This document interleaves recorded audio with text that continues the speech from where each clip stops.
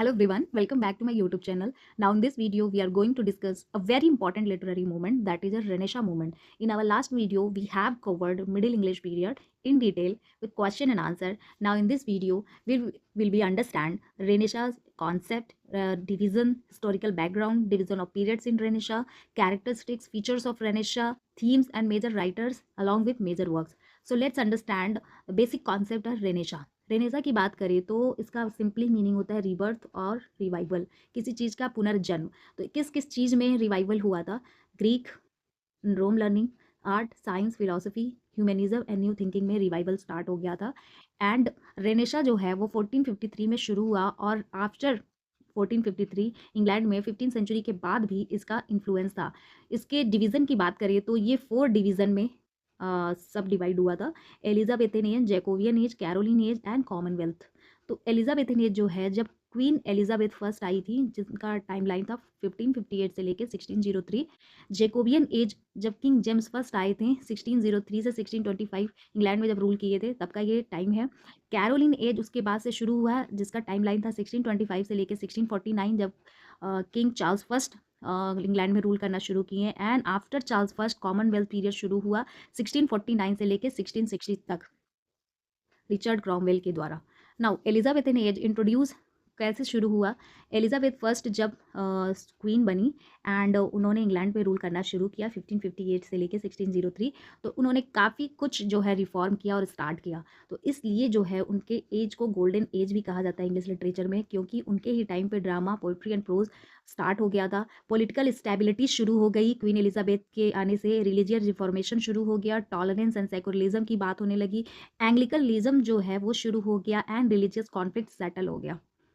जो geographical and astronomical discovery शुरू हो गई। रेनेसा स्पिरिट जो है स्ट्रांगली इंग्लैंड में फेल्ड किया गया, जिसमें national spirit, humanism, scientific curiosity सब कुछ आ जाते हैं। मार्टिन लूथर, ज्विंगलिंग कैल्विन ने अपोज किया पोप्स की अथॉरिटी को, क्योंकि उस टाइम पे पोप की अथॉरिटी जो है बहुत ज़्यादा थी चर्च के ऊपर, इसलिए मार्टिन लूथर ने इनके कॉन्सेप्ट को या फिर इनके अप्रोच को अपोज किया। एंड उस टाइम पे इंग्लैंड जो है डिवाइड हो गया 2 पार्ट में, प्रोटेस्टेंट एंड कैथलिक्स में। प्रोटेस्टेंट कौन थे? जो कि पोप के अगेंस्ट थे, और कैथलिक जो थे वो पोप के सपोर्टर थे। Elizabeth solve the crisis by introducing Anglican church, और एलिजाबेथन ने इसका जो तोड़ निकाला, उन्होंने स्टार्ट कर दिया एंग्लिकन चर्च को। इस वजह से ये जो कॉन्फ्लिक्ट और क्राइसिस चल रहा था दोनों के बीच में, वो सॉल्व हो गया एंड इसके वजह से पीस, स्टेबिलिटी एंड प्रॉस्पेरिटी शुरू हो गई। थॉमस मूर, अब उस टाइम के जो राइटर निकल के आए थे, उन्होंने क्या क्या अपना कॉन्ट्रीब्यूशन दिया था इसको अपलिफ्ट करने में अपने वर्क के थ्रू। तो उस टाइम पे थॉमस मूर 1478 से लेके 1535 तक का इनका लाइफ स्पेन था। इन्होंने यूटोपिया लिखा, जिसको किंगडम ऑफ नोवेयर 1516 कहा जाता है, और ये ओरिजिनली लैटिन में लिखा गया था, बाद में इसका ट्रांसलेशन हुआ। And famous political philosophical work भी माना जाता है यूटोपिया को। नॉर्टन एंड सैकविल ने कोलैबोरेशन में गॉर्बोडक लिखा, जो कि 1562 में आया था, और ये फर्स्ट इंग्लिश ट्रेजेडी माना जाता है। एडमंड स्पेंसर उस टाइम पे आए, जिनको पोएट भी कहा जाता है, और इनके जो मेजर वर्क थे the Faerie Queene, the Shepherd's Calendar, these are very important work at that time. Nicholas Udall आए, जिन्होंने राल्फ रॉयस्टर डॉयस्टर लिखा, जो कि फर्स्ट इंग्लिश कॉमेडी है उस टाइम की। 1553 में ये लिखा गया था। और सर फिलिप सिडनी, जिन्होंने 1554 से लेके 1586 तक का इनका लाइफ स्पेन था, और इन्होंने लिखा था एन एपोलॉजी फॉर पोइट्री 1595 में, क्रिटिकल ट्रीटीज है ये।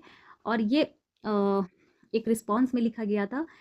आर्केडिया लिखा था 1590 में, एम्ब्रियो है इंग्लिश नॉवेल का ये। इसके बाद उसी टाइम पे यूनिवर्सिटी विट्स निकल के आए थे, जिनको कहा जाता है ग्रुप ऑफ यंग ड्रामेटिस्ट, और इन्होंने ऑक्सफोर्ड और कैम्ब्रिज में स्टडी की थी, जिन्होंने लंदन में रह करके बहुत सारे वर्क लिखे थे, और ये इंग्लिश ड्रामा को हेल्प किए थे डेवलप करने में। They followed classical ideals and criticize crude drama, और जो क्रूड ड्रामा था उसको क्रिटिसाइज करते हुए क्लासिकल आइडियल्स को फॉलो किया। जो मेन यूनिवर्सिटी वीड्स हैं वो हैं Christopher Marlowe, Thomas Kyd, Thomas Nashe, Robert Greene, John Lyly, George Peele and Thomas Lodge. ये 7 यूनिवर्सिटी वीड्स हैं जो उस टाइम पे निकल के आए थे। जॉन लिली की बात करें तो ये इनको यूनिवर्सिटी वीड्स कहा जाता है, जिनका फेमस वर्क है कंपास, साफो एंड पाहो 1584 में, मेडास 1589 में लिखा था, यूफ्यूज 1579 में लिखा था, जो कि एम्ब्रियो है इंग्लिश नॉवेल का। थॉमस कीट की बात करिए तो 1557 से लेके 1595 तक का इनका टाइम था, और ये यूनिवर्सिटी वीड्स हैं जिन्होंने लिखा था स्पेनिश ट्रेजेडी 1585 में, जो कि एक रिवेंज ट्रेजेडी थी। रॉबर्ट ग्रीन की बात करें तो इनका फेमस वर्क था फ्रायर बेकन एंड फ्रायर बंगे 1589 में आया था। जेम्स फोर्थ 1591 में इन्होंने लिखा था। जॉर्ज पिल जो कि यूनिवर्सिटी वीट थे। डेविड एंड बैथसेव 1599 में इनका आया था। एन अरेंजमेंट ऑफ पेरिस 1584 में आया था। इसके बाद आते हैं थॉमस नेस, यूनिवर्सिटी वीट है और इन्होंने अनफॉर्चुनेट ट्रैवलर 1594 में लिखा था। So these are important writer of university wit. Francis Bacon जो कि फेमस है अपने नेचुरल फिलॉसफी के लिए और ऐसे के लिए। इनको फादर ऑफ साइंटिफिक मेथड या मॉडर्न थिंकिंग भी कहा जाता है और इनको फादर ऑफ इंग्लिश इसे भी कहा जाता है। क्रिस्टोफर मार्लो जो कि यूनिवर्सिटी वीट हैं और इनका फेमस जो वर्क है टम्बरलैंड पार्ट 1 टू 1587 से 88 तक के बीच में था। द ज्यू ऑफ माल्टा 1589 में आया था। एडवर्ड सेकंड 1591 में आया था। डॉक्टर फॉस्टस ये रिवेंज ट्रेजेडी है 1592 में आया था जो कि ये ब्लैंक वर्ड्स के लिए जाना जाता है। विलियम शेक्सपियर एलिजाबेथन एज के काफ़ी प्रोमिनेंट ड्रामेटिस्ट हैं जिन्होंने यूनिवर्सिटी वीट के स्टाइल मेथड को फॉलो किया है अपने वर्क में और इनका इंग्लिश ड्रामेटिस्ट का फेमस जो है ड्रामेटिस्ट माना जाता है एंड इनका बार्ड ऑफ एवन भी कहते हैं। इन्होंने टोटल 37 प्लेज लिखे हैं और 154 सोनेट लिखे हैं जिसमें जो है ह्यूमन साइकोलॉजी के डीप नॉलेज को दिखाया है। बेन जॉनसन की बात करें तो ये नियो क्लासिसिस्ट है and followed classical rules of drama और इन्होंने क्लासिकल रूल्स ड्रामा के फॉलो किए हैं जिसमें इनका फेमस वर्क है every man out of his humour 1600 में and every man in his humour 1601 में। इसके बाद आते हैं बोमन एंड फ्लेचर जिन्होंने लिखा है Philaster a king and no king, the maid's tragedy. One liner revision की बात करें तो क्या क्या फैक्ट्स हैं रेनेशा पीरियड के। सो रेनेशा जो है इसका सिंपली मीनिंग होता है रीबर्थ एंड पीरियड जो है शुरू हुआ था 1500 से 1660 तक। एलिजाबेथन एज को गोल्डन एज कहा जाता है एंड फर्स्ट ट्रेजेडी गॉर्बोडा का 1562 का, फर्स्ट कॉमेडी रॉल्फ रॉयस्टर डॉयस्टर 1553 का। ये सारे इंपॉर्टेंट फैक्ट्स हैं जिससे रिलेटेड क्वेश्चंस आ जाते हैं। स्पेंसर को पोएट्स पोएट कहा जाता है एंड बेकन को फादर ऑफ इंग्लिश ऐसे भी कहते हैं। इनका ऐसे फेमस है 1597 का।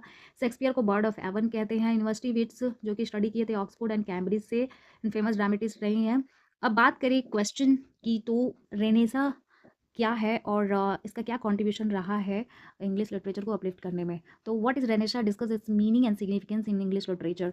तो the word Renaissance means rebirth, हमने पहले ही डिस्कस किया। It refers to the revival of Greek and Roman learning, art, philosophy, science and human values. Renaissance शुरू हुआ था यूरोप में after the fall of Constantinople 1453 में। जब कॉन्स्टेंटिनोपल का फॉल हुआ था तब शुरू हुआ था और ये स्ट्रांगली इन्फ्लुएंस करता है इंग्लैंड को आफ्टर 15 सेंचुरी के बाद भी। The Renaissance broad a new spirit और रेनेशा अपने साथ एक नया स्पिरिट लेके आया था ह्यूमनिज्म का, इंटेलेक्चुअल क्यूरियोसिटी का, freedom of thought and love for beauty. It encourage writer to study और ये एनकरेज किया था राइटर को कि वो क्लासिकल लिटरेचर को स्टडी करे और ओरिजिनल वर्क्स को प्रोड्यूस करे। Renaissance period is considered a turning point in English literature because it gave rise to the greatest dramatist, क्योंकि ये लोगों को एक राइज देने का काम किया था, बूस्ट देने का काम किया था कि महान जो ड्रामेटिस्ट निकल करके आए थे या पोएट्स या प्रोज राइटर वो इस चीज़ को और ज़्यादा एनकरेज होकर के लिखे।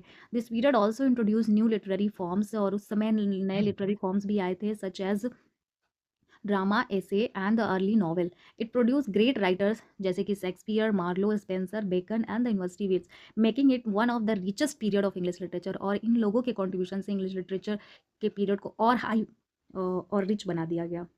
So thanks for watching this video. In our next video, we will be covering next literary movement or historical event. So thank you.